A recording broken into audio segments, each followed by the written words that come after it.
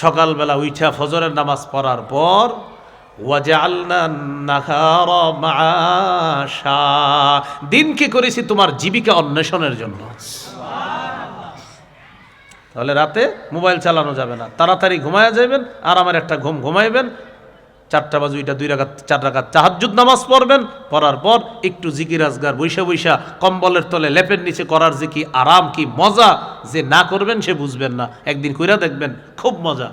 আর রাতের বেলা যদি তাহাজ্জুদে দাঁড়ায়া যাইতে পারেন, সহিহুত তারগীবের 630 নম্বর হাদিসে আছে, রজুলুন কামা ফি লাইলাতিন বারিদাতিন মিন ফিরাশিহি ওয়া লিহাফিহি ওয়া দিসারিহি, লেপ কম্বল ইত্যাদি ছেড়ে যদি কেউ অজু করে নামাজের মধ্যে দাঁড়ায়া যায়, আল্লাহ খুশিতে তাকে দেখে হাসতে থাকে। ও এই শীতের রাতে করে কি দেখো, ফেরেশতাদেরকে বলে যে ও করে কি দেখছো, ওইভাবে এই ঠান্ডা পানি দিয়ে উজু করে নামাজে দাঁড়াইছে। আল্লাহ ফেরেশতাদেরকে বলে মা হামালা আব্দি হাদা আলামা সনা, আচ্ছা ও এইভাবে তাহাজ্জুদ নামাজে দাঁড়াইছে কেন বলো তো তোমরা, আল্লাহ তো সব জানে। তো ফেরেশতারা বলে আল্লাহ 2 কারণে, রাজা আমা ইনদাক ওয়া শাফকাতাম মিম্মা ইনদাক, আপনার থেকে নেয়ামত পাওয়ার আশায় আর আপনার আযাবের ভয়ে। আল্লাহ বলেন ফেরেশতারা সাক্ষী থাকো, আতাইতুহু মা রাজা, যে আশায় দাঁড়িয়েছে দিয়ে দিলাম, ওয়া আম্মানতুহু মিম্মা ইয়াখাফ, যে ভয়ে দাঁড়িয়েছে ভয় থেকে নিরাপত্তাও দিয়ে দিলাম। সূরা ইয়াসিন 81 নম্বর আয়াতে আল্লাহ বলেন, আওয়ালাইসাল্লাযী খালাকাস সামাওয়াতি ওয়াল আরদা বিকাদিরিন আলা আন ইয়াখলুকা মিসলাহুম বালা ওয়া হুয়াল খাল্লাকুল আলীম। যিনি আসমান জমিন সৃষ্টি করেছেন তিনি কি এইগুলার মতো বানাইতে আবার সক্ষম নন? আল্লাহ বলতেছেন যিনি আসমান, এই বিশাল আসমান জমিন সৃষ্টি করেছেন, তিনি কি এগুলোর মতো আবার বানাতে, সৃষ্টি করতে সক্ষম নন? তো আল্লাহ বলেন অবশ্যই সক্ষম। ওয়া হুয়াল খাল্লাকুল আলীম, তিনি সর্বশ্রেষ্ঠ স্রষ্টা, তিনি সবচেয়ে মহাজ্ঞানী। সুবহানাল্লাহ। তাহলে বুঝে শুনে আমরা এখন বলি আমাদের সৃষ্টিটা বিশাল না আসমানেরটা? এটা কে সৃষ্টি করেছে? আল্লাহ। তো আমাদেরকে তো কোনো ব্যাপারই না। সূরা রুমের 27 নম্বর আয়াতে আল্লাহ বলেন, ওয়া হুয়াল্লাযী ইয়াবদাউল খালকা সুম্মা ইউঈদুহু ওয়া হুয়া আহওয়ানু আলাইহি ওয়া লাহুল মাসালুল আ'লা ফিস সামাওয়াতি ওয়াল আরদ ওয়া হুয়াল আজিজুল হাকীম।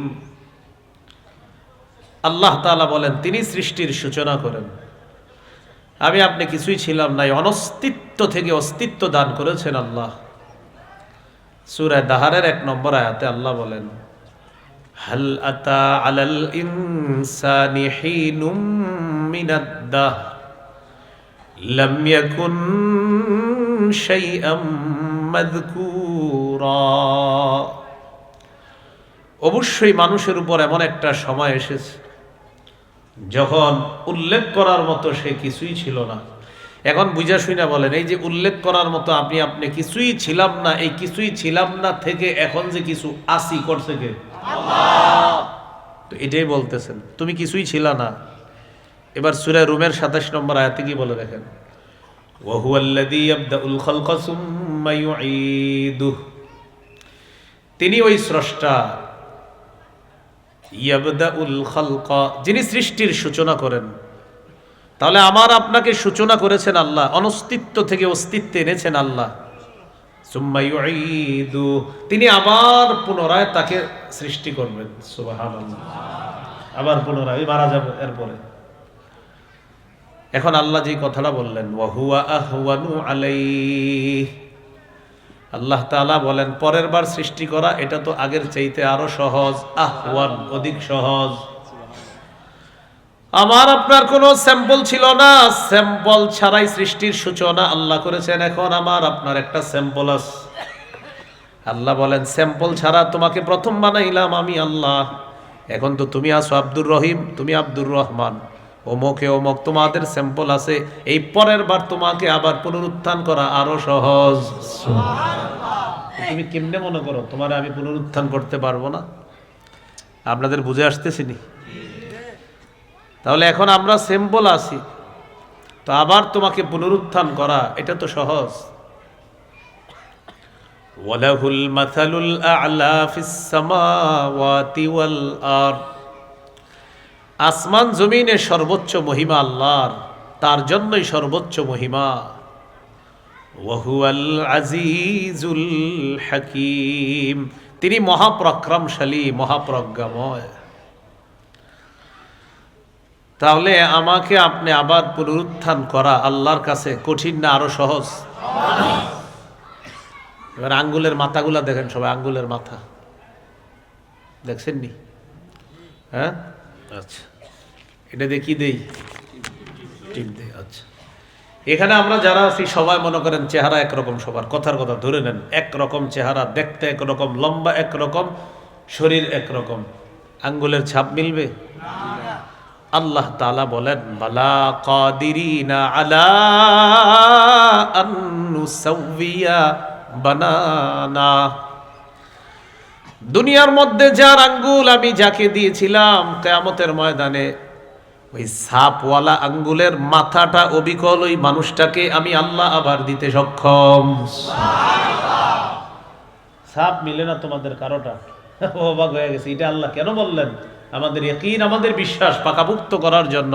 এ মানুষ, তোমার যে মাথার সাপগুলা সারা দুনিয়া এক করলেও তো তোমরা এই সাপ মিলাইতে পারবা না। ওই সাপওয়ালা আব্দুর রহমান যে, সাপওয়ালা আব্দুর রহিম যে, ওরে ওর আঙ্গুলের মাথাওয়ালা, ওই মাথাওয়ালা আঙ্গুলটা ওকেই দান করো।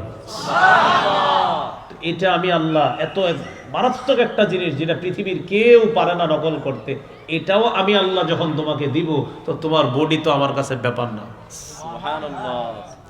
আরে বুঝে আসতেছি নি?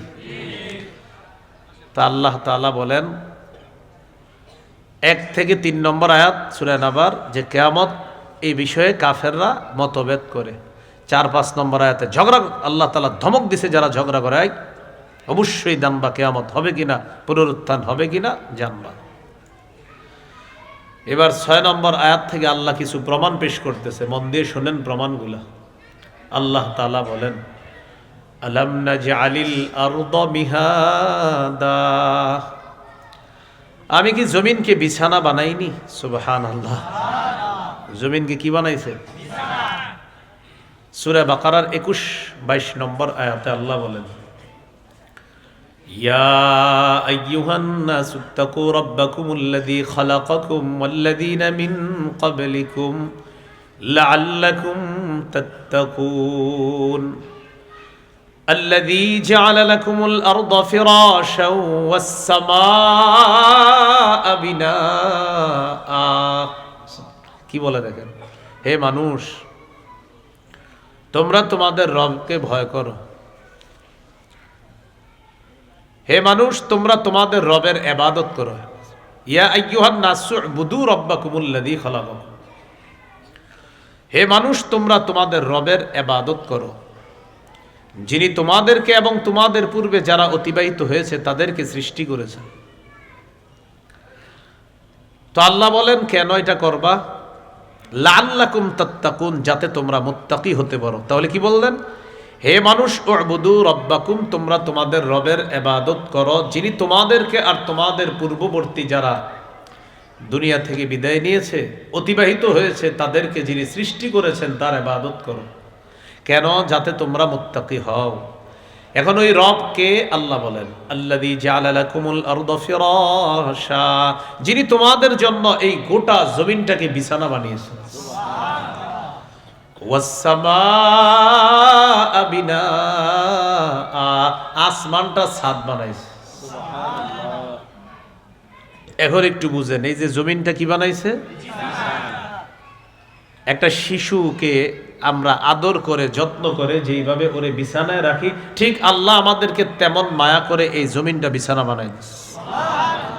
এইটারও একটা প্রমাণ আছে, এটা যে মায়া করে আল্লাহ আমাদেরকে রাখছে। এখানে সূরাতুজ যুখরুফ 10 নম্বর আয়াত 25 নম্বর পারা 8 নম্বর পৃষ্ঠা আল্লাহ বলেন আল্লাযী জাআলা লাকুমুল আরদা মাহদা, আল্লাহ তাআলা তোমাদের জন্য জমিনকে দোলনা বানিয়েছে। দোলনা, দোলনা কারে বসে আমরা? তাহলে শিশুকে মায়া করি, তাই বলি ওরে দোলনায় বসাও। আল্লাহ মায়া করে বলতেছেন আমি তোমাদের জন্য জমিনকে দোলনা বানাইছি। وَجَعَلَ لَكُمْ فِيهَا سُبُلًا لَعَلَّكُمْ তাহতাদুন। আর এই জমিনের মধ্যে অনেক রাস্তা দিয়েছি যেন তোমরা ওই রাস্তা দিয়ে হাঁটা চলা করে গন্তব্যে পৌঁছতে পারো।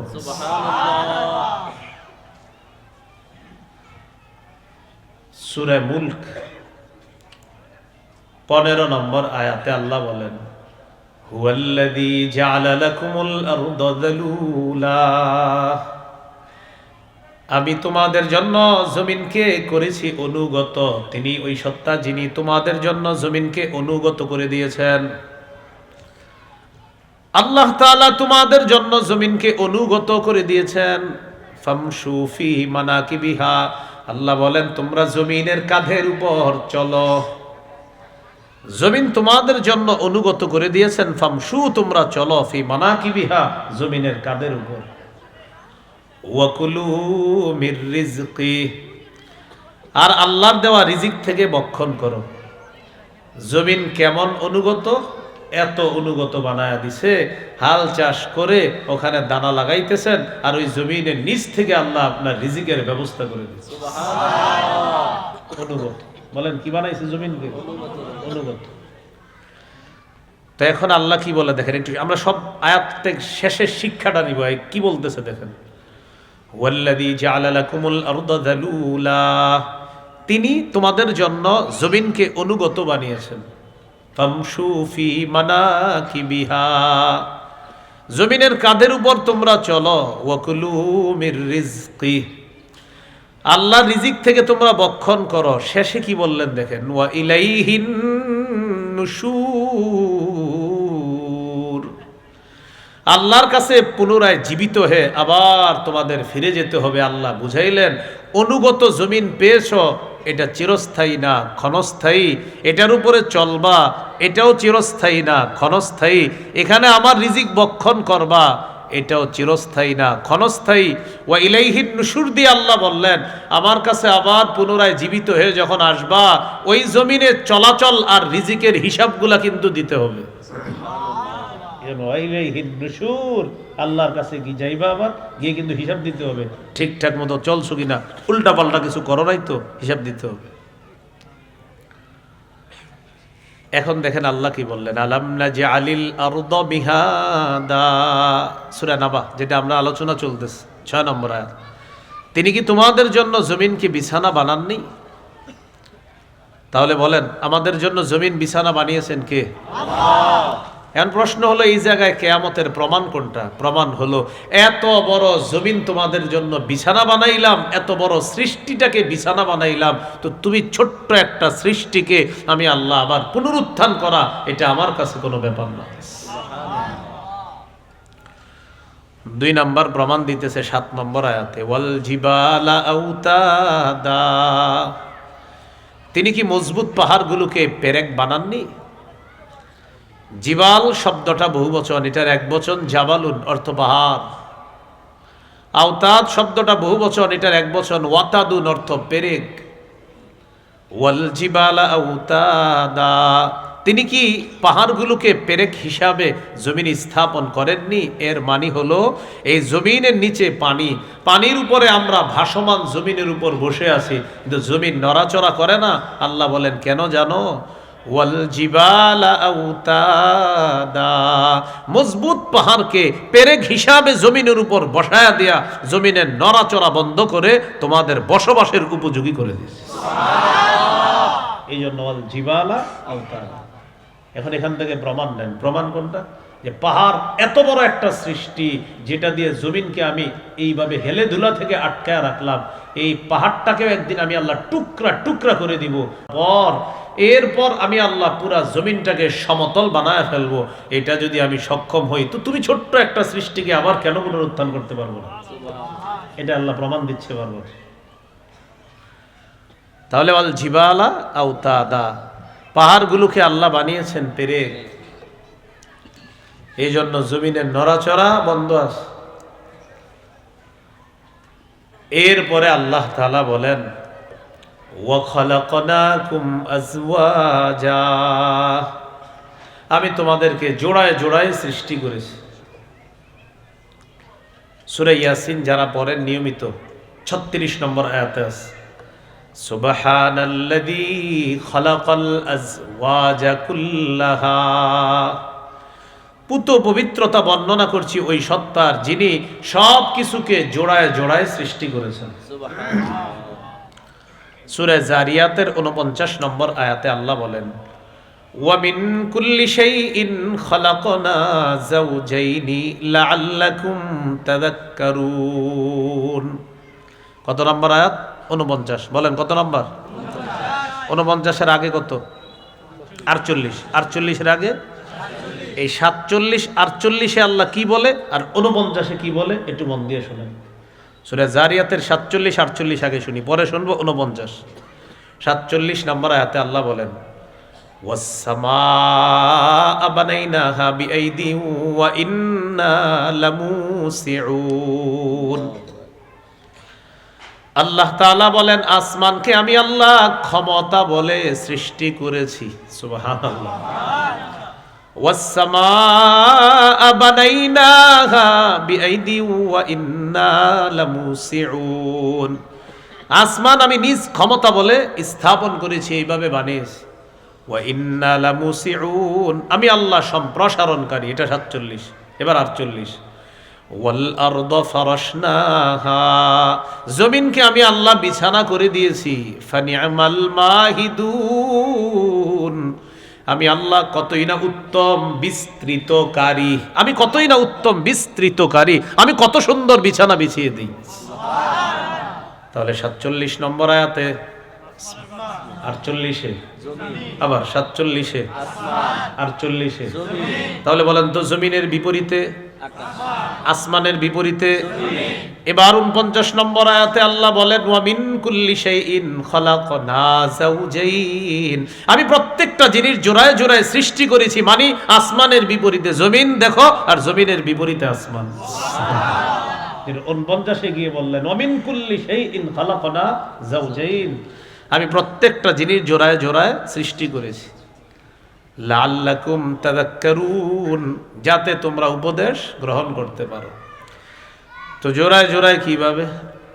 পুরুষ নারী, নারী পুরুষ, জমিন আসমান, আসমান জমিন, সাদা কালো, কালো সাদা, আলো অন্ধকার, অন্ধকার আলো, সব জোড়ায় জোড়ায় সৃষ্টি করেছেন আল্লাহ তাআলা। তাহলে এবার বলেন ইহকাল, হ্যাঁ, তো ইহকাল যেহেতু করেছি পরকালও আছে, তাই তোমার মৃত্যুর পর আবার আরেকটা জগৎ আছে, বিশ্বাস করো।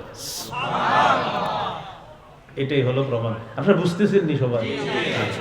এটা আল্লাহ তাআলা বললেন ওয়া খালাকনাকুম আজওয়াজা, আমি তোমাদেরকে জোড়ায় জোড়ায় সৃষ্টি করেছি। এরপরে আল্লাহ তাআলা বলেন ওয়াজআলনা নাওমাকুম সুবাতা, আমি তোমাদের ঘুম নিদ্রাকে বানিয়েছি ক্লান্তি দূরকারী। সুবহানাল্লাহ, কি দূরকারী? বিজ্ঞান বলে কোন মানুষ যদি 6 মিনিটও গভীর ঘুম ঘুমাইতে পারে, তার মধ্যে নতুন করে আবার আল্লাহ তাআলা সজীবতা সৃষ্টি করে দেয়। 6 মিনিট যদি আপনি গভীর ঘুম ঘুমাইতে পারেন, নতুন করে আল্লাহ আবার সজীব সৃষ্টি করে দিবে আপনার, আপনার প্রাণ সঞ্চার ফিরে পাবেন 6 মিনিট। তাহলে ঘুম কত বড় নেয়ামত! না আপনাদের কিন্তু মাথায় খালি আসবে যে হুজুর ঘুমের লগে কিয়ামতের সম্পর্ক কি? একটু পরে বুঝাইতেছি, মন দিয়ে শোনে না। কারণ আল্লাহ তাআলা দলিল দিতেছে, তো আমার রবের দলিল তো অবশ্যই সঠিক। ওয়াজআলনা নাওমাকুম সুবাতা, আমি তোমাদের ঘুম করেছি ক্লান্তি দূরকারী। মানুষ সারাদিন কাজ করে, তা আল্লাহ তাআলা তাকে ঘুম পাড়ায়, এই ঘুমের মাধ্যমে তার ক্লান্তি আল্লাহ দূর করে দেয়। ঘুম আল্লাহ প্রদত্ত এক মহা ঔষধের নাম হলো ঘুম। সহিহ বুখারীর বর্ণনা 1975 নম্বর হাদিস 1975। রাসূলুল্লাহ সাল্লাল্লাহু আলাইহি সাল্লামের কাছে এক সাহাবীর ব্যাপারে অভিযোগ গেছে। অভিযোগ, হুজুর এই সাহাবী রাতের বেলা ঘুমায় না, সারা রাত খালি তাহাজ্জুদ করে, বিবির হক আদায় করে না, দিনের বেলা তার বাড়িতে মেহমান আসে, মেহমানদের কোনো খোঁজ খবর রাখে না, কারণ কামাই রোজগারই করে না, মেহমানদের খাওয়াবে কিসে? নবীজি ডাকলেন, এদিকে আসো তুমি। ওই সাহাবীকে, ঘটনা কি? বিবির নাকি খোঁজ খবর নেও না, সারা রাত নাকি তাহাজ্জুদ পড়ো? জি। কামাই করো না, সারাদিন তুমি নফল নামাজ পড়তে থাকো, সারাদিন রোজা রাখো, আর রাতের বেলা তাহাজ্জুদ, দিনের বেলা রোজা রাখে, রাতের বেলা সারা রাত নামাজ পড়ে, আর কোনো কামাই করে না, কিচ্ছু করে না। নবীজি বললেন, ঘুমাও কখন? তো ঘুমায়ও না। فقال رسول الله صلى الله عليه وسلم إن لجسدك عليك حقا, তোমার উপর তোমার শরীরের হক আছে। ওয়ালি আইনিকা আলাইকা হাক্কা, তোমার চোখের উপর তোমার হক আছে, তোমার চোখের জন্য তোমার উপর হক আছে। তাহলে শরীরের হক আছে, চোখের হক আছে। ওয়ালি জাওজিকা আলাইকা হাক্কা, তোমার উপর তোমার বিবির হক আছে। ওয়ালি জাওরিকা আলাইকা হাক্কা, তোমার মেহমানের উপর, মেহমানের জন্য তোমার হক আছে। তাহলে তোমার শরীরের জন্য তোমার হক আছে, তোমার চোখের জন্য তোমার উপর হক আছে, তোমার স্ত্রীর জন্য তোমার উপর হক আছে, তোমার মেহমানের জন্য তোমার উপর হক আছে, তোমার চোখের জন্য তোমার উপর হক আছে। দাদা, তুমি ঘুমাইতে হবে, চোখকে বিশ্রাম দিতে হবে। এই ঘুম, এটা আল্লাহ প্রদত্ত এক মহা ঔষধের নাম হলো ঘুমানো। কি করা? ঘুমানো। তো এই জন্য আমি এগুলার খুব বিরোধিতা করি, যে সকাল 8টা থেকে ওয়াজ শুরু করা। হ্যাঁ, 8টায়, এরপরে আবার করবেন 9টায়, আবার 10টায়, আবার 11টা। আমার তো এগুলা এখন কেউ বলে না, বললেও মনে করেন ইচ্ছা মতো কিছু কোরআন হাদিস দিয়া প্রমাণ দিয়ে বইলে দিই, না আপনি কোন আপনার কথা মানবো না শরীয়ত মানবো। একটু 10টায় আসা যায় না, একটু জোরের আগে আসা যায় না, একটু জোরের পরে আসা যায় না, একটু 2টায় আসা যায় না, একটু 3টায় আসা? কেন এত কিছু কেন করতে হবে? দিনের নামে বদ্দিন কেন করতে হবে বলেন? আপনার শরীরের হক কোথায়? আপনার চোখের হক কোথায়? আপনার স্ত্রীর হক কোথায়? এটা আপনার দুনিয়ার সব দায়িত্ব আল্লাহ তাআলা দিয়ে পাঠান নাই তো? যথেষ্ট ওলামায়ে কেরাম এখন আমাদের দেশেও আছে। কেন আপনার অমুক দূর থেকে একজনকে আনতে হবে? আনার পর এরপরে আপনাকে ওনারে বলতে হবে যে হুজুর ঘুমটুম দরকার নেই, আপনি বইরা যান, এরপরে আসেন এখানে। কেন? সঠিক নেই। চোখের হক আছে, শরীরের হক আছে, স্ত্রীর হক আছে, এটা শরীয়ত। শরীয়ত আপনি মানতে হবে না, আবেগ দিয়ে এটার উপর প্রাধান্য বিস্তার করা যাবে না। শরীয়তকে আগে রাখতে হবে, আবেগ পরে রাখতে হবে। আমার আবেগকে শরীয়ত ওয়ালা আবেগ বানাতে হবে। কি বানাতে হবে? আবেগকে কি ওয়ালা? আবেগ শরীয়ত ওয়ালা। আবেগ ওয়ালা শরীয়ত না, বরং শরীয়ত ওয়ালা আবেগ।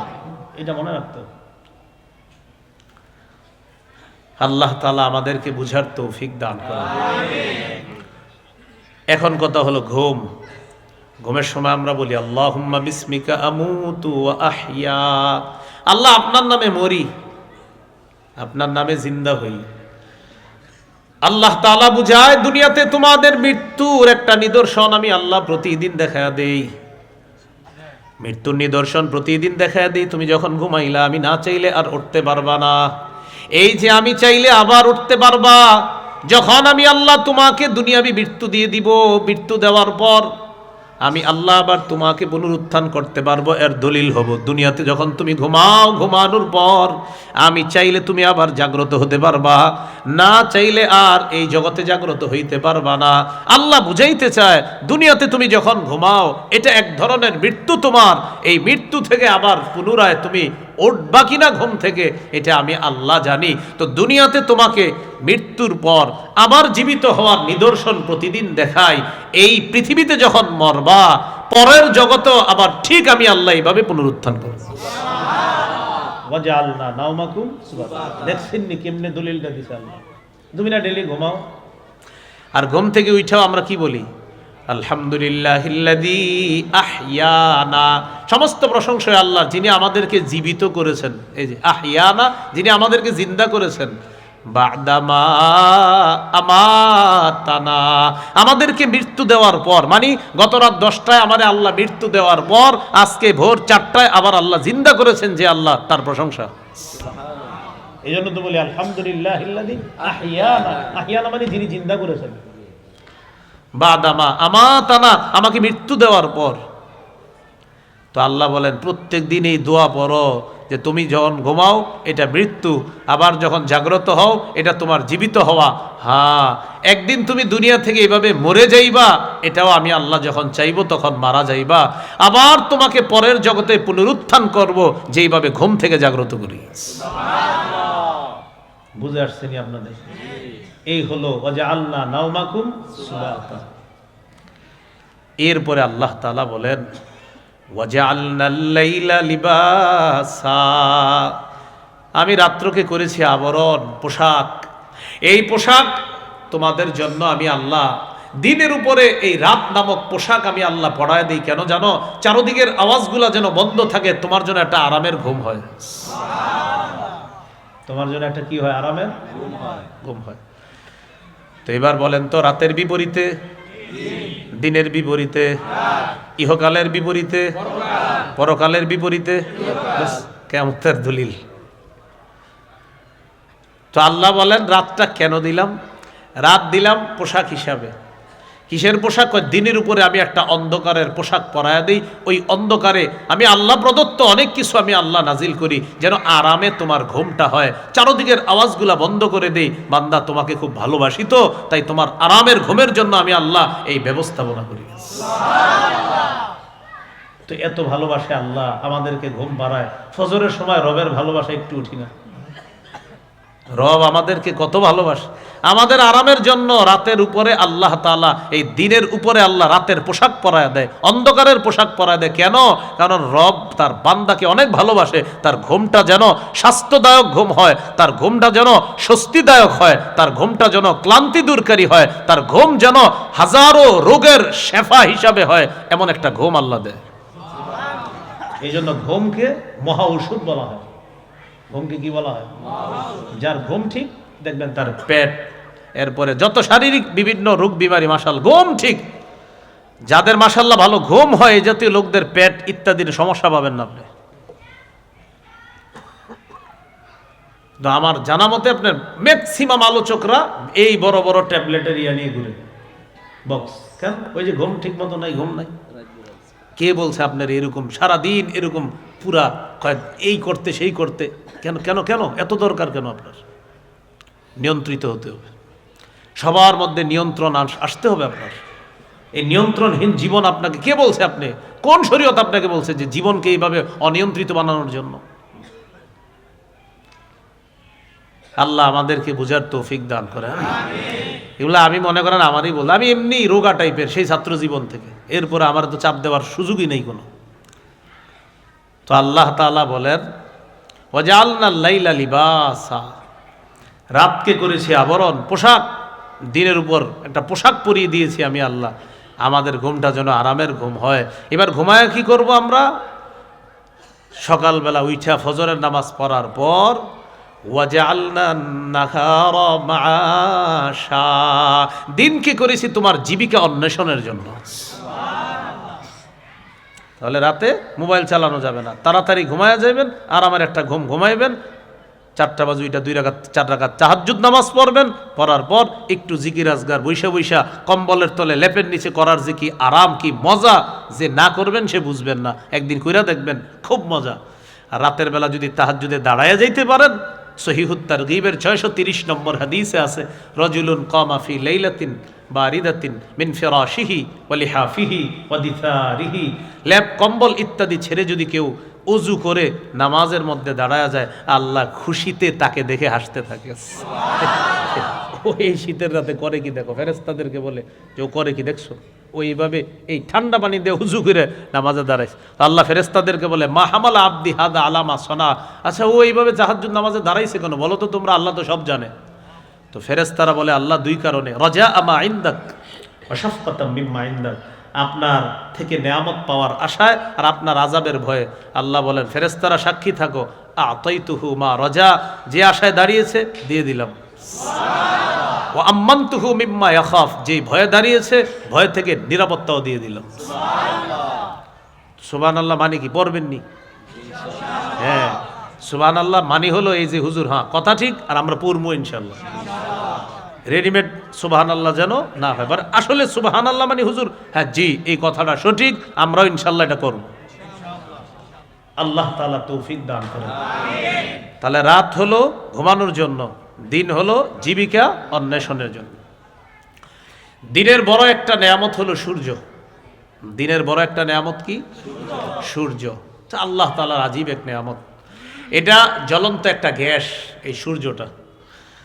মানুষ যদি গবেষণা করে এখান থেকে জ্বালানি সংগ্রহ করা যায় সোলার ইত্যাদির মাধ্যমে, এটা না করে কয়লা আরো ইত্যাদি পুড়িয়ে এই পৃথিবীটারে দূষিত করতেছে মানুষ, এ ঠিক হচ্ছে না।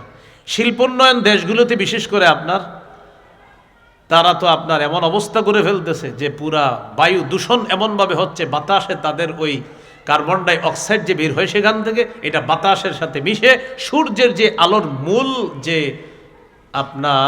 আল্লাহ তাআলার পক্ষ থেকে সূর্যের আলোর মধ্যে যে উপকারিতাটা আছে এটা বাধাগ্রস্ত হয় ওই বাতাসে কার্বন ডাই অক্সাইড মিশ্রিত হওয়ার কারণে। এই জন্য মানুষ এটা থেকে আসলে উত্তরণ হওয়া দরকার, মানুষ সূর্য নিয়ে গবেষণা করা দরকার। এইটা না করে করতেছে যত জ্বালানি ইত্যাদি আছে এগুলো শেষ করে দিচ্ছে। আল্লাহ তাআলা আমাদেরকে সূর্য নামক নেয়ামতটা, এই নেয়ামত থেকে যেন আমরা প্রকৃত নেয়ামতগুলা গ্রহণ করতে পারি, আল্লাহ তৌফিক দান করেন। তো এটার গুরুত্ব বাড়াতে হবে। সূর্য আল্লাহর অনেক বড় একটা নেয়ামত। 5600 ডিগ্রি সেলসিয়াস তাপমাত্রা, এখান থেকে 200 কোটি ভাগের 1 ভাগ মাত্র দুনিয়াতে মারে। এতেই মাঝে মাঝে আমাদের কি অবস্থা হয়ে যায়। তো এই আলো আমাদের শক্তি সঞ্চয় করে। দিনের বেলা মানুষ কাজ করবে, তাই রব সূর্য নামক একটা নেয়ামত দিয়েছে যে আমার বান্দা কাজ করবে, ওর কষ্ট হবে, সূর্যের আলো দিয়ে তার শরীরে শক্তি সঞ্চয় করে। আল্লাহ তাআলা শক্তি সঞ্চয় করে। তো এবার আল্লাহ বুঝায়, এত বড় একটা নেয়ামত রাখলাম দিনের বেলা সূর্য, দিনের বেলা যে সূর্য নামক নেয়ামতটা রাখলাম, এই সূর্য নামক নেয়ামতটা এত বড় ভারী, পৃথিবী থেকে প্রায় 3 লক্ষ গুণেরও আরো বেশি পরিমাণ ওজনওয়ালা একটা সূর্য, 3 লক্ষেরও বেশি ওজনওয়ালা একটা সূর্য আমি আল্লাহ স্থাপন করলাম, যা তুমি এইভাবে দেখতে পাও। তো এত বড় সৃষ্টিটা তোমার এইভাবে দেখাই, তোমারে পুনরুত্থান করা আমার কাছে কেন ব্যাপার বলো? তো দিনের বেলা আমরা কাজ করলে কষ্ট হয়, আমাদেরকে শক্তি সঞ্চয় করার জন্য আল্লাহ কি দিয়েছেন? আসমানে সূর্য দিয়েছেন। তো ওয়াজআলনান নাহারা মাআশা, এরপর আল্লাহ বলেন ওয়া বানাইনা ফাওকাকুম সাবআন শিদাদা, তোমাদের উপরে ছাদ হিসাবে 7 আসমান, মজবুত মজবুত 7টা আসমান আমি আল্লাহ স্থাপন করেছি। কয়টা আসমান?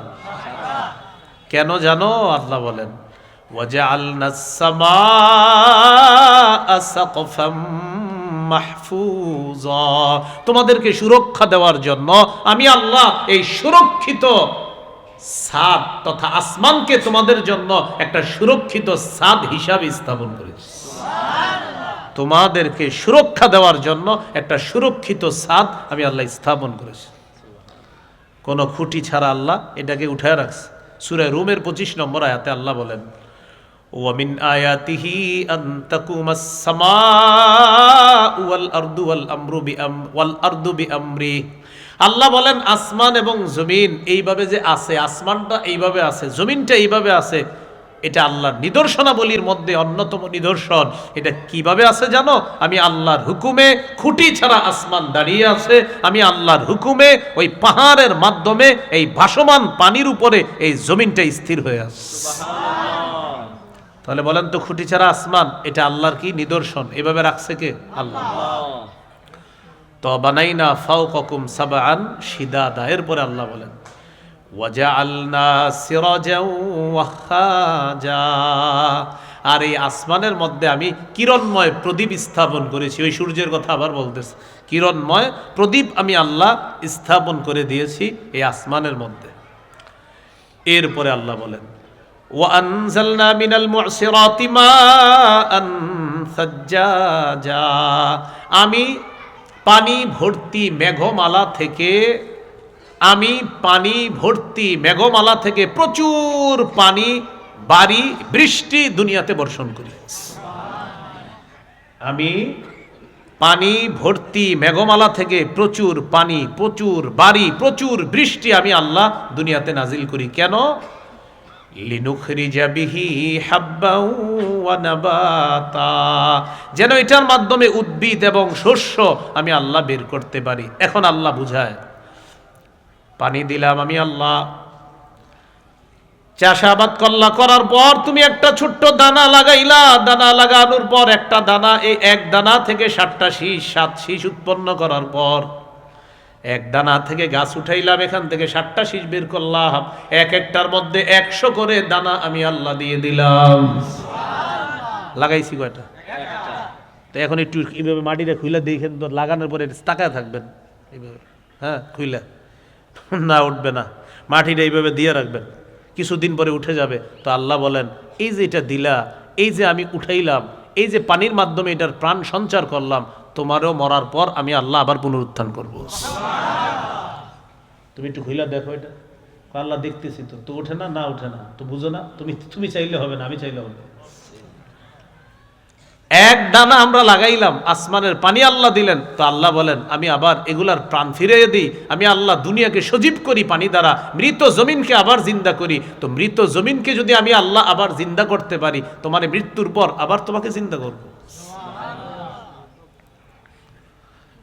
ওয়াজান্নাতিন আলফাফা, এবং ঘন পাতা ভর্তি বাগান দান করেছি, ঘন পাতা বিশিষ্ট বাগান আমি আল্লাহ দান করেছি, ফুলের বাগান, ফলের বাগান আমি আল্লাহ উৎপন্ন করি। ওই পানির মাধ্যমে কি উৎপন্ন করি? শস্য, উদ্ভিদ, ঘন পাতা বিশিষ্ট ফলের বাগান, ফুলের বাগান, ওই পানি ভর্তি মেঘমালার বৃষ্টি দিয়ে আমি আল্লাহ এটাকে উৎপন্ন করি।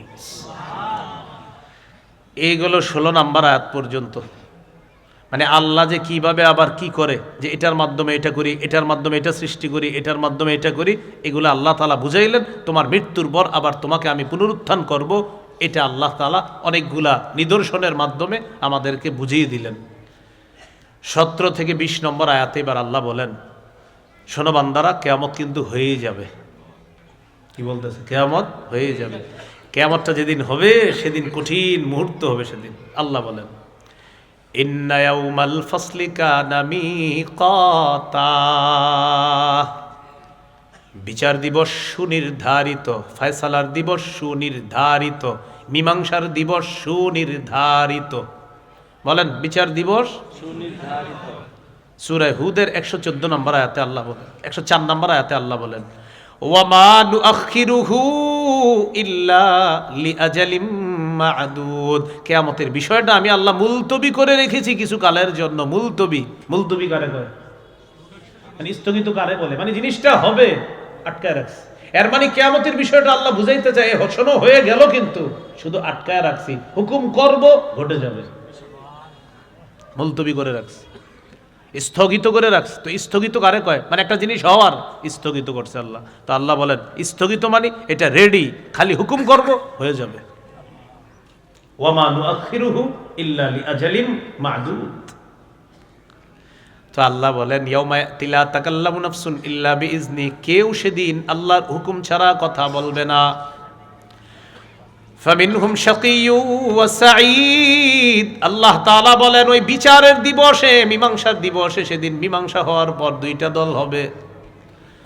মানুষের মধ্যে একটা দল হবে হতভাগা, আর একটা দল হবে সৌভাগ্যবান। ফাআম্মাল্লাযীনা শাকু ফাফিন্নার, যারা হতভাগা তাদের ঠিকানা জাহান্নাম। ওয়া আম্মাল্লাযীনা সুইদু ফাফিল জান্নাহ, আর যারা সৌভাগ্যবান তারা চিরস্থায়ী জান্নাতের মেহমান। যারা হতভাগা ফিন্নার, তারা জাহান্নামে থাকবে, যারা সৌভাগ্যবান তারা জান্নাতে থাকবে। তাহলে আসেন কি বলতেছে দেখেন, ইন্না ইয়াউমাল ফাসলি কানা মিকাতা, বিচারের দিবসটা সুনির্ধারিত। এবার বিভীষিকাটা কি হবে দেখেন, ইয়াউমা ইউনফাখু ফিস-সূর ফাতাতুনা আফওয়াজা, সেদিন সিংহায় ফু দেওয়া হবে, তোমরা দলে দলে উপস্থিত হবা। সিংহায় ফু দেওয়া হবে, তোমরা দলে দলে উপস্থিত হবা। ওয়া ফুতিহাতিস সামাউ ফাকানাত আবওয়াবা, আসমান খুলে দেওয়া হবে। আসমান খুলে দেওয়ার পর অনেকগুলা দরজা বিশিষ্ট হবে আসমান, ওই দরজা দিয়ে ফেরেশতাদেরকে নামিয়ে আনা হবে। আসমান খুলে দেওয়া হবে, আর ওই খোলা আসমান অনেকগুলা দরজা হবে, এটা দিয়ে কাদেরকে নামিয়ে আনা হবে? সূরা ফুরকানে আছে, আরো সুন্দর করে আছে, ইয়াউমা তাশাক্কাকুস সামাউ বিল গামাম ওয়া নুজিলাল মালাইকাতু তানজিলা। সেদিন আসমান ফেটে যাবে আল্লাহর তাজাল্লি সহ, ওয়া নুজিলাল মালাইকাতু তানজিলা, ফেরেশতাদেরকে নামিয়ে আনা হবে, ওই ফাটা দিয়ে নামিয়ে আনা হবে। তাহলে আসমান ওয়ালারা নেমে গেল, বাস আসমানে কেউ নাই, ধ্বংস আসমান। রয়ে গেল জমিনের উপরের পাহাড়গুলা। ওয়াসুইরাতিল জিবাল ফাকানাত সারাবা, পাহাড়গুলাকে হাকিয়ে নেওয়া হবে, আর পাহাড়গুলা চূর্ণ বিচূর্ণ হয়ে ফাকানাত সারাবা, মরিচিকার মতো হয়ে যাবে এই মজবুত পাহাড়। কিসের মতো হয়ে যাবে? মরিচিকা কারে কয়? মানে কিচ্ছু থাকবে না, বাস মরিচিকার মতো, কিচ্ছু, মানে এটার কোনো দাম নাই, অস্তিত্বহীন হয়ে যাবে আপনার, মানে এটার কোনো ভ্যালু থাকবে না। এই পাহাড়টাকে আল্লাহ তাআলা এমন করে দিবেন, এটার কোনো ভ্যালু, ফাকানাত সারাবা, মরিচার মতো হয়ে যাবে এমন। মরিচা কাকে বলে, বা মরিচিকা কাকে বলে? মরিচিকা ওই পাহাড়, আমরা যখন সমুদ্রের মরুভূমির মধ্যে যাই, যাওয়ার পর দূর থেকে দেখি চিকচিক করতেছে, কি জানি পানি পানি পানি, সামনে গিয়ে দেখি পানি না।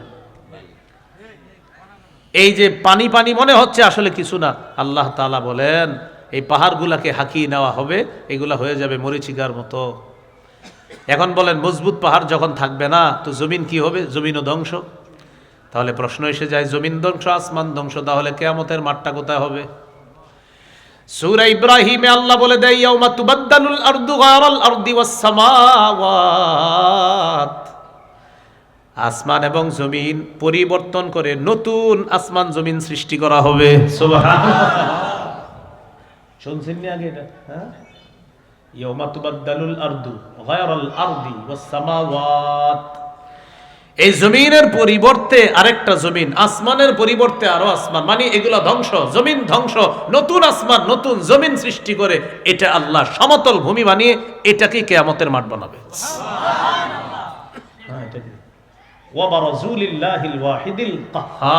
মানুষ দলে দলে ছুটে আসবে, বারাজু, তারা আসবে লিল্লাহিল ওয়াহিদিল কাহ্হার, মহাপ্রতাপশালী ক্ষমতাধর এক আল্লাহর সামনে মানুষগুলো উপস্থিত হবে। তাহলে ভাই এখান থেকে কি শিখলাম? এই আসমান, এই জমিন বাস ধ্বংস হয়ে যাবে, ফেরেশতাদেরকে নামিয়ে আনা হবে। সব ধ্বংস হওয়ার পর আল্লাহ বলেন জমিনকে আবার নতুন করে সৃষ্টি করা হবে, জমিনটাকে পরিবর্তন করে আবার নতুন জমিন করা হবে, আসমান পরিবর্তন করে নতুন আসমান করা হবে। এখানে আল্লাহ কিয়ামতের মাঠ স্থাপন করে বিচার ব্যবস্থা শুরু করবেন। তো ফুতিহাতিস সামাউ ফাকানাত আবওয়াবা ওয়া সুয়িরাতিল জিবালু ফাকানাত সারাবা, এই হলো। তো বিচার আপনার হওয়ার পর, যখন বিচার হবে, এরপর একদল মানুষ জাহান্নামী হবে, তাদের ব্যাপারে আল্লাহ বলেন, ইন্না জাহান্নামা কানাত মিরসাদাল লিত্তাগিনা মাআবা, নিশ্চয়ই জাহান্নাম ওত পেতে আছে, লিত্তাগিনা মাআবা, সীমালঙ্ঘনকারী যারা, নাফরমান যারা, তাদের জন্য ঠিকানা হিসাবে জাহান্নামটা ওত পেতে আছে। নাউজুবিল্লাহ। লাবিথিনা ফিহা আহকাবা, যুগ যুগ ধরে সেখানে থাকবে। লা ইয়াযুকুনা ফিহা বারদাও ওয়ালা শারাবা, সেখানে তারা কোনো ঠান্ডা কিছু পাবে না, কোনো পানিও পাবে না। ইল্লা হামিমাও ওয়া গাসসাকা, ফুটন্ত পানি পাবে আর গাসসাক পাবে, মানে জাহান্নামীদের পুঁজগুলা তাদেরকে দেওয়া হবে। জাহান্নামীরা বলবে, ও ফেরেশতা, খাবার লাগবে, খাবার। আল্লাহকে ফেরেশতা বলবে, আল্লাহ জাহান্নামী খাবার চায়, আল্লাহ বলবে দিয়ে দাও, জাক্কুম খাওয়ায় দাও। লাকিলুনা মিন শাজারিন মিন জাক্কুম, সূরা ওয়াকিয়া। তো জাক্কুম খাবে, খাওয়ার পর আপনার গলায় আটকাবে কাঁটাযুক্ত ফল। তো এবার তারা বলবে পানি চাই, পানি পানি পানি লাগবে, পানি। তখন আল্লাহ তাআলা বলে দিবেন, কি আর করা, দাও জাহান্নামীদের পুঁজগুলা পানি হিসাবে দাও। এই গাসসাক, গাসসাক কাইহু সদীদু আহলিন নার, জাহান্নামীদের রক্ত, পুঁজ ইত্যাদি এইগুলা পানি হিসাবে ওই তাদেরকে দেওয়া হবে পান করার জন্য। ইল্লা হামিমাও ওয়া গাসসাক জাযাআও ওয়িফাকা, আল্লাহ বলেন এটাই পূর্ণ প্রতিদান এদের, এটাই পূর্ণ প্রতিদান হিসাবে এটাই তাদেরকে দেওয়া হবে। তাদের অপরাধ কি? আল্লাহ বলেন ভয়ঙ্কর দুইটা অপরাধ তাদের। ইন্নাহুম কানু লা ইয়ারজুনা হিসাবা। আজকে যে হিসাব হবে, কিয়ামতের মাঠে যে হিসাব হবে, এটা তারা কামনাই করতো না, বলতো এগুলা বোকাস কথা। তারা এই ফলাফল দিবস, বিচার দিবস কামনা করতো না, বিশ্বাস করতো না। আরেকটা অপরাধ, কাযযাবু বিআয়াতিনা কিযযাবা, আমার আয়াতগুলা তারা অস্বীকার করত। আল্লাহ বলেন ওয়া কুল্লা শাইইন আহসাইনাহু কিতাবা, আমি সব লিখে রাখছি। কি বলতেছে? আমি সব জমা করে রাখছি। আমার ফেরেশতারা, আমার লেখক ফেরেশতারা সব লিখে রাখছে। ওয়া কুল্লা শাইইন, সব, আহসাইনাহু, লিখে রেখেছি, কিতাবা, খাতা হিসাবে, লিপিবদ্ধ হিসাবে। কুল্লা শাইইন আহসাইনাহু কিতাবা, লেখা হিসাবে সব জমা করে রাখছি আমি আল্লাহ, মানে আমার লেখক ফেরেশতারা সব লিখে রাখছে। এবার আল্লাহর পক্ষ থেকে তাদেরকে বলা হবে, তো আর কি করা, ফাযুকু, আযাব ভোগ করো, ফালান নাযীদাকুম ইল্লা আযাবা, তোমাদেরকে আমি আল্লাহ কিছুতেই কিছু বাড়াবো না, শুধু আযাবই বাড়াবো। তোমাদেরকে আর কিচ্ছু বাড়াবো না, শুধু আযাবের পর আযাব বাড়াবো, বাস ভোগ করতে থাকো। এই হলো আপনার 30 নম্বর আয়াত সূরা নাবার। এই 30 পর্যন্ত গেল, মোট 6টা বিষয় আলোচনা হলো। 1 থেকে 3 নম্বর আয়াতে হলো কিয়ামতের বিষয়ে ঝগড়া, ওই যে মতভেদ আপনার কাফেরদের। 4-5 নম্বর আয়াতে গেল মূর্খদেরকে ধমক দিতেছে, না কিয়ামত হবেই। 6 থেকে 16 নম্বর আয়াতে আল্লাহ বিভিন্ন দৃষ্টান্ত পেশ করে বুঝাইলেন, দলিল দিলেন কিয়ামত যে হবে, পুনরুত্থান হবে। 17 থেকে 20 নম্বর আয়াতে চতুর্থ বিষয় কিয়ামতের বিভীষিকাময় অবস্থা বর্ণনা করলেন। 21 থেকে 26 নম্বর আয়াতে কিয়ামতের দিবসে ফায়সালার পর একদল মানুষের ঠিকানা জাহান্নাম, এটা আলোচনা করলেন। 6 নম্বর বিষয় আল্লাহ আলোচনা করলেন যাদেরকে জাহান্নামে দিবেন, কেন দিবে আল্লাহ, এই বিষয়ে আল্লাহ কথা বললেন যে এদের বড় বড় অপরাধ, এরা আমার এই বিচার দিবস বিশ্বাস করতো না, কামনা করতো না, ফলাফল বলতে কিছু আছে এগুলা মানতো না, আর আমার আয়াতগুলাকে অস্বীকার করতো। এই হলো 6টা বিষয়। 7 নাম্বার আর 8 নাম্বার বিষয় 31 থেকে 40 নম্বর আয়াত পর্যন্ত আছে আর কি ওখানে। আজকে এতটুকু। আল্লাহ তাআলা আমাদের সকলকে যে কথাগুলা শুনলাম বললাম আমল করার তৌফিক দান করেন। আর আমি উঠে যাওয়ার সাথে সাথে সবাই আমার সাথে সাথে চলে যেন যেতে পারেন, এটাও দোয়া করি, নাকি? হ্যাঁ, তাহলে এক কাজ করবেন, আমি এখন যাব, আমার সাথে চলেন। আর চলেন না, আমরা একসাথে যাই, চলেন, কি বলেন? চলেন, আপনারা চলেন। এই বাসের এই পাশে যারা আছে চলেন, যাই একসাথে। সবাই তো বললেন না, এই পাশে সবাই বলেন যাবেন আমার সাথে। আপনারা এবার সবাই মিলে বলেন থাকবেন তো? 2 হাত তুলে দেখান, টান টান করে রাখেন, এবার রাখেন। আল্লাহ আমি যাওয়ার পরে যারা উঠবে না তাদের সাথে জান্নাতে দেখা করায় দিয়ে দোয়াটা বুঝছেননি? তাহলে আমি যাব, কেউ ওঠাউঠি করেন না। আর দোয়া কবুল হয়ে গেলে তো হয়েই গেল ইনশাল্লাহ। তাহলে যারা যাবেন না তাদের সাথে আল্লাহ চাইলে জান্নাতে দেখা করায় দিতেই পারে। বাকি এনে আবার আপনার আবার দোয়ার কারণে এরকম যদি হয় যে হুজুর প্রস্রাব টস্রাব ধরলেও কি উঠবো না, না, অজু ইস্তেঞ্জার প্রয়োজন হইলে, কারণ আমি যদি পুরা 40 আয়াত পর্যন্ত বলতাম আপনারা পুরাটাই শুনতেন, তো এই জন্য 40 নম্বর আয়াত পর্যন্ত বলতে গেলে আরও আধা ঘন্টা লাগতো, তার মানে আধা ঘন্টা আপনাদের ধরবে না ইনশাল্লাহ। তো এই জন্য আপনারা আধা ঘন্টা অজু ইস্তেঞ্জার দরকার নাই। যদি এরপরে কারো অজু ইস্তেঞ্জার প্রয়োজন হয় চুপে চুপে পিছন থেকে উঠবেন, পাশের জন্য এরকম বলবেন না চল ইস্তেঞ্জা করে, উনি কি বলছে আপনার এর ইস্তেঞ্জা লাগবে, এরকম বলবেন না। তাহলে আপনি একা একা যাবেন, আবার একা একা চলে আসবেন। আমাদের উস্তাজে মোহতারাম চলে আসবে একটু পরে, সাবধান, কেউ উঠাউঠি করবেন না। আর দোয়াটা যদি কবুল হয়ে যায় তাহলে তো হয়ে গেল, যে আমি ওঠার পরে যারা না উঠবেন আল্লাহ যেন জান্নাতে দেখা করায় দেয়। কারণ যাইতে যাইতে দেখবো যে এই দোয়াটার কাঙ্গাল কারা কারা। আসসালামু আলাইকুম রহমতুল্লাহ। মুহতারাম হাজিরিন, এতক্ষণ যাবত অত্যন্ত গুরুত্বপূর্ণ আলোচনা পেশ করছিলেন